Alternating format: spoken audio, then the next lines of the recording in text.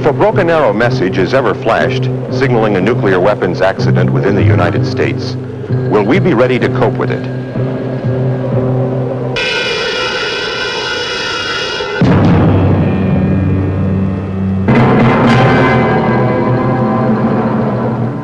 Will we be ready? That's the question we sought to answer in the Nevada desert. The occasion, a joint Department of Defense, Department of Energy nuclear weapons accident exercise. The doctrine for response forces at such an accident is straightforward enough in outline.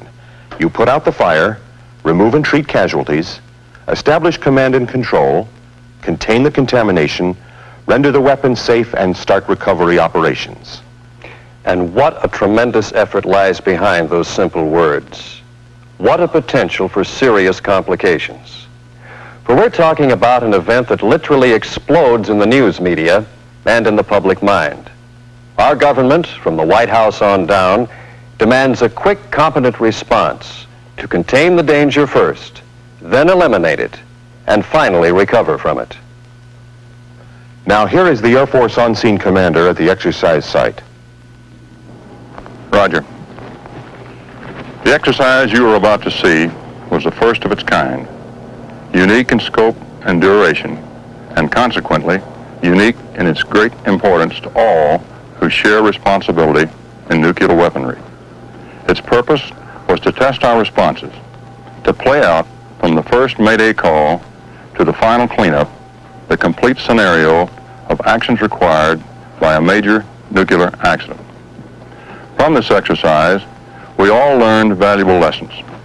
It showed how critically important is each individual's function in the total effort. It proved that your personal response, your decisions, your recall of what you learned in training can make the difference between a widespread calamity or a swiftly contained local incident. The basic facts were these.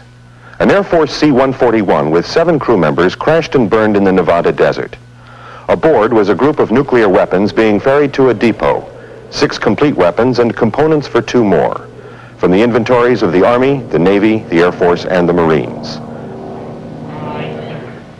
The D-Day clock thus begun ticking at 09:55 hours with a potential broken arrow message from Nellis Air Force Base. Confirmation went out within half an hour when a reconnaissance helicopter from the nearby Army camp, Fort Mercury, found the wreckage 30 miles away. The grim message was, no evidence of life, aircraft badly broken up. The first word of a nuclear weapons accident goes to the National Military Command Center, then to the topmost levels, including the Secretary of Defense, the White House Situation Room, and the JNACC, the Joint Nuclear Accident Coordinating Center. Follow-on alerts in this case went to over 50 different agencies, commands, and units in the armed services, the Departments of Energy, Justice and State, and several Nevada offices. The nature of the event is such that a shock wave runs through our whole government structure, which unless contained can soon expand into a state of public alarm. First response was from the nearest military unit, which happened to be the Army. By helicopter and ground vehicle, their response team arrived at the site by noon. Craters near the wreckage showed that high explosive detonations had occurred. The question of contamination was quickly answered when the first reading showed 2,000 counts per minute on the alpha radiation detectors. Anti-contamination suits and masks must be worn. That radiation was real, not simulated. It was radium-223 with a half-life of 11 days. It had been spread in a calculated pattern over the crash site at a level that ensured against health hazards, but at the same time gave real instrument readings. We should note at this point that this exercise included all services and the Department of Energy and was evaluated by umpires from these agencies. Army Brigadier General Carlson, as senior military officer present, assumed responsibility as the initial on-site commander. Military police set up a partial security cordon and would complete it as soon as the contamination profile could be drawn. Army control team members, now properly suited up, taped and masked, moved onto the crash site and within an hour found 3 bodies of crewmen and 2 nuclear weapons.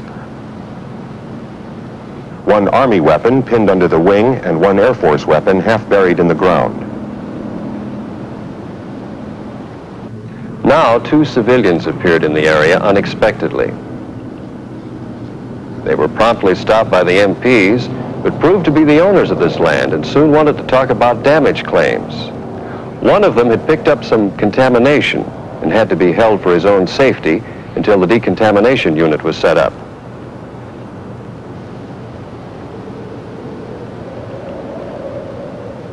Meanwhile, a steady stream of reports, notifications, and requests for additional support were going out from the Army's Field Command Post. Among them was a request to the Federal Aviation Administration to create a prohibited air corridor over the crash site, 10 miles wide and 10,000 feet high. Normally, we have no authority on private property, but a national defense area may be established in an accident like this where nuclear weapons are involved. Now the complexity of the operation was growing by the hour. The question arose as to whether the county coroner could handle contaminated bodies. Explosive ordnance disposal teams from the Army, Navy, Marines, and the Air Force were called for, since weapons belonging to each service were involved. The Department of Energy alerted weapons design people from the Livermore Laboratory, Sandia, and Los Alamos. At Nellis Air Force Base, their disaster response force assembled and departed for the crash site to support the Army team. By late afternoon, a Navy EOD team arrived from China Lake Naval Station in California. Shortly after, the Army's Alpha team came in from Fort Bragg, North Carolina, to aid in the radiation survey and contamination control line operations. The newsmen were not far behind, asking for interviews and for a look at the wreckage. They wanted names of casualties, cause of the crash, and details on potential radiation hazards to civilians living downwind. An official statement from General Carlson's public affairs officer, cleared by higher authority, was issued to the news media. It stated the basic facts as they were then known and acknowledged that nuclear weapons were involved. Now it's obvious that a very large logistical effort was needed to feed, shelter, and sustain our forces here. In a real nuclear accident, the crunch would be felt in a few hours. Food, clothing, tents, water, vehicles, fuel, sanitation, expanded communications, all would be urgently needed right now. To save exercise time, a tent city had been set up previously to shelter 400 people. It's true that such a camp wouldn't exist until several days later at a real accident site, but its presence didn't affect the central objectives of the exercise. And, in fact, there would still be plenty of discomfort, sleeplessness, and cold rations to go around. A second Navy EOD team had arrived by now from Hawthorne, Nevada. The 3rd and 4th nuclear weapons were found, first damage assessments were made, and render-safe procedures were started. All 7 of the air crew casualties were located by the search teams. Telephone lines were laid to ease the problem of communication with security guards far out in the field. By the end of D-Day, a good start had been made, but only a start on controlling the situation.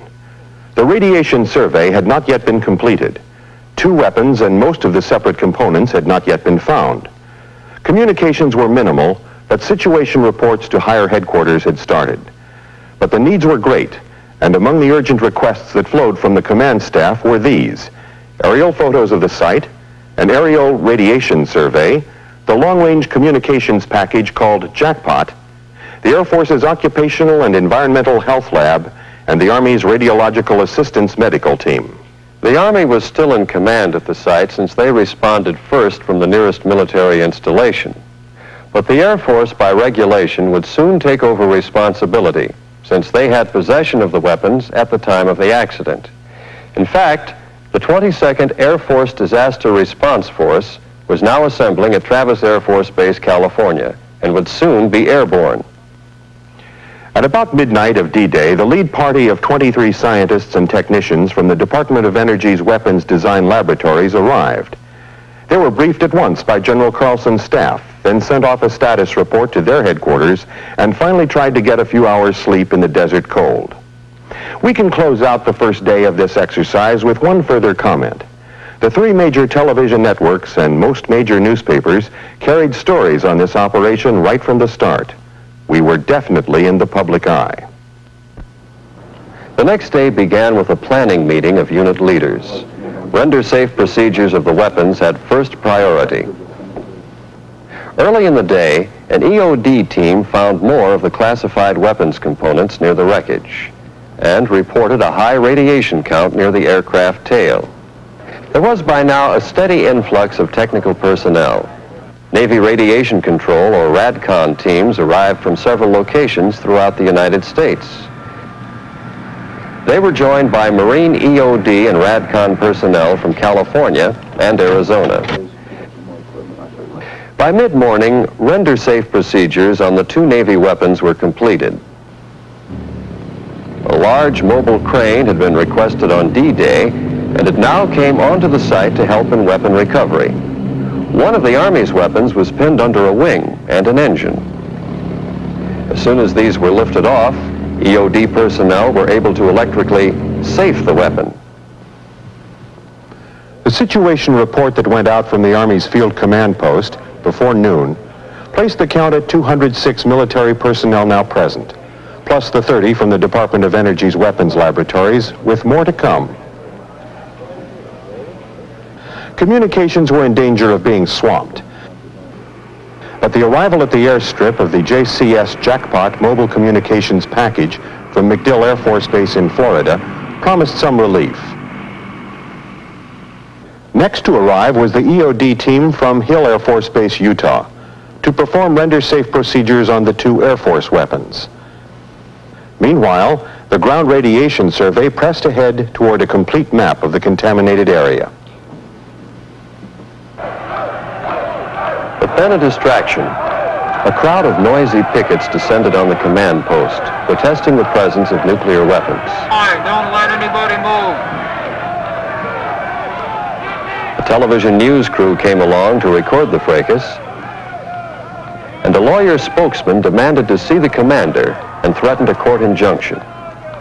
The security forces were kept busy containing the more aggressive pickets. The county sheriff sent a deputy to help deal with these civilians, and in due time they departed. It's clear that at any nuclear weapons accident, the on-scene commander and his staff are under tremendous pressure from all sides. The urgent work of a large and diverse force of specialists has to be organized and prioritized. A flood of requests for special equipment, communications, and logistical aid have to be met. There are demands from the press, from local officials, the next of kin, and from alarmed citizens. Higher headquarters tracks the situation continuously. All this is in the context of a situation that can be physically dangerous to all present and possibly to nearby residents. More than that, public confidence in us turns on how we conduct ourselves under stress. To put it bluntly, we're expected to know what we're doing, and we'd better show that we do. Early in the afternoon of the second day, the specialists from the DOE's weapons laboratories processed across the contamination control line and joined in the work. They were a welcome addition. First, for their expertise in weapons design, and secondly, because of their sophisticated radiation detection instruments. By mid-afternoon, shipping documents had been found in the wreckage, giving important confirmation of weapons specifics.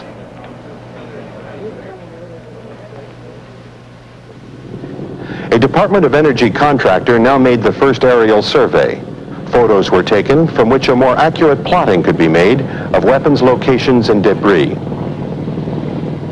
During the afternoon, field operations were momentarily suspended so that mortuary affairs personnel could remove casualties to a decontamination area. Now the Air Force's Disaster Response Force arrived to take over from the Army. The new on-scene commander was to be Brigadier General James Gardner from MAX 22nd Air Force. After he and his team had been briefed, the change of command was sealed with a friendly handshake, and all forces were placed at General Gardner's disposal. At Nellis, the air-transportable Radiac package called A-Trap arrived from Kelly Air Force Base, Texas. Its capacity for instrument calibration and repair was urgently needed. The last of the weapons was now located. It had suffered a low-order detonation on impact. Parts of this and other weapons were also found during the afternoon, all of them contaminated, but many of the components were still missing. By late afternoon, the teams processed out for the day, hot, tired, and sweaty. A nighttime staff meeting was inaugurated to brief everyone on the day's results, the problems that had surfaced, and the plans for tomorrow. While that meeting was going on, another was held, bringing together the scientists and specialists from the weapons labs on the one hand, and the EOD and RADCON personnel from the services on the other. Most of them had never met before and knew little of one another's capabilities. A great deal of helpful information was exchanged, and some initial confusion about differing procedures was laid to rest. The second day closed with considerable work having been accomplished, but a lot remaining to be done. 3 weapons had been found, 2 weapons had been safed, 1 was still buried, and many components still missing. A question remained as to the full extent of the area's contamination. We now had over 250 people on site. We had added a complete radiation analysis lab, a mobile decontamination facility, and the Lawrence Livermore Lab's ARAC, Atmospheric Release Advisory Capability. This would be used to predict any possible downwind contamination hazard. The Air Force's Occupational and Environmental Health Lab was here from Brooks Air Force Base also. The aerial photos were being developed, and an aerial radiation survey was on for tomorrow. So ended the second day. At Nellis, more expert help arrived from the East Coast. This was the Army's Radiological Assistance Medical Team from Walter Reed Hospital. They'd help define health hazards and analyze air and water samples around the crash site. As the hotline opened on the third day, Department of Energy specialists were joining the Air Force, Navy, and Army EOD teams to continue the weapons recovery work.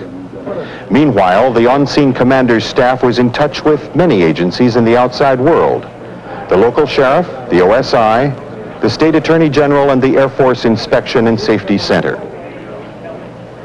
Now began the first radiation survey from the air by a Department of Energy contractor. Within an hour, they reported finding a new hotspot southeast of the crash site at a previously unsuspected location.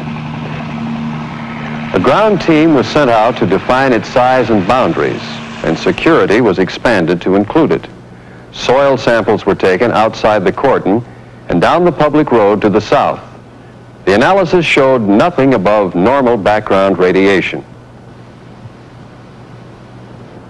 Shortly after noon, 2 civilians in a dune buggy decided to try to cross the security line and pick up a few souvenirs. They didn't get very far.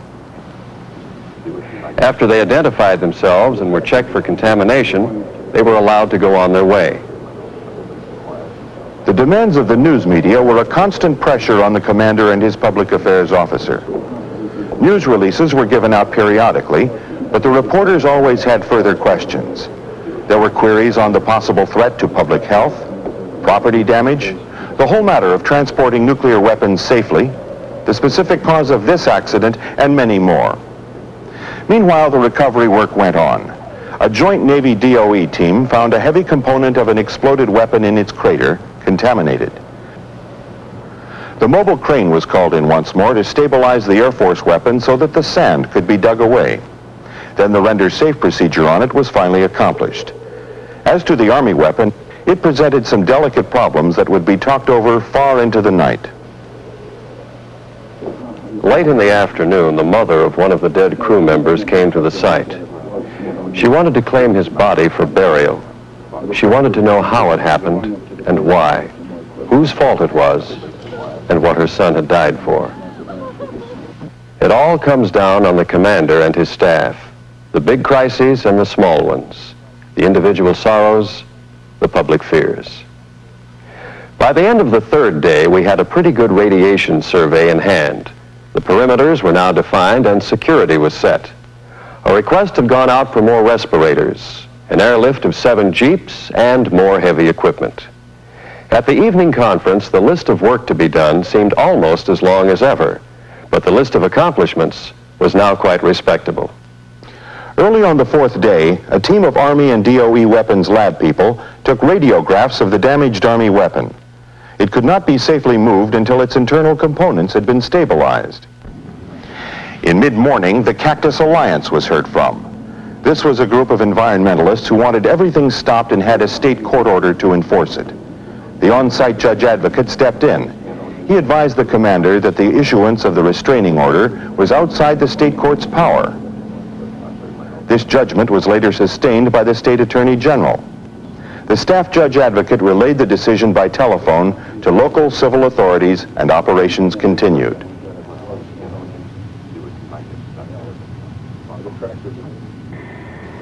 The Air Force's contamination disposal team now arrived from Kelly Air Force Base, Texas. Their work could not begin until all weapons had been recovered.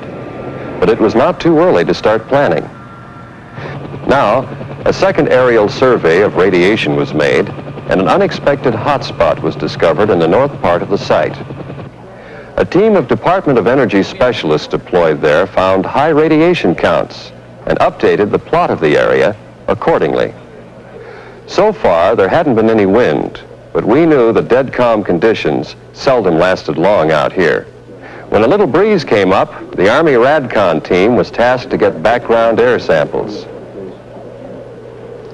Meanwhile, Marine EOD people were keeping up the search for missing weapons parts. Other teams found most of the classified parts of the Air Force weapon and a major classified component of the Army weapon. These critical parts were brought to a special holding area and covered. With over 400 people now at the site, there seemed no end to logistical needs. Requests went out for such items as generator fuel, rubber mats, tarps, brushes, and surgical gloves. As the wind gusted up and blew sand around the mess tents, the cooks broke out cold rations for dinner.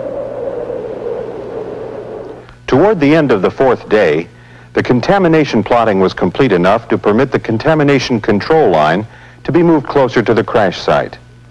The major problem remaining was the damaged Army weapon, but that fix would take some doing. A charter flight was set up to bring in the 2 tanks of nitrogen gas, plus a regulator and accessories to provide the container environment needed for shipping the weapon. Not all of the exploded or buried components of other weapons had been found, but persistence hopefully would pay off. Newsmen's questions were now turning more toward possible long-term dangers. How much did we know about plant and soil contamination? How far would the wind carry it? What about evacuation of residents downwind? Why didn't we warn the public? Such stories make newspaper copy, and any commander in this situation must be careful in his answers. But he must answer, and as candidly as possible. Early on day 5, a team set out to take soil samples outside the security perimeter to see what effect the wind had on radiation dispersal. Water samples from wells in nearby towns were also taken, and all results were negative. The Air Force weapon was examined again and found to be okay to remove. More contaminated pieces were found in and around the cratered areas, and the Marines found more fragments of their weapons components. In mid-morning, the mayor of a nearby town demanded to know how much longer the cleanup was going to take. Local business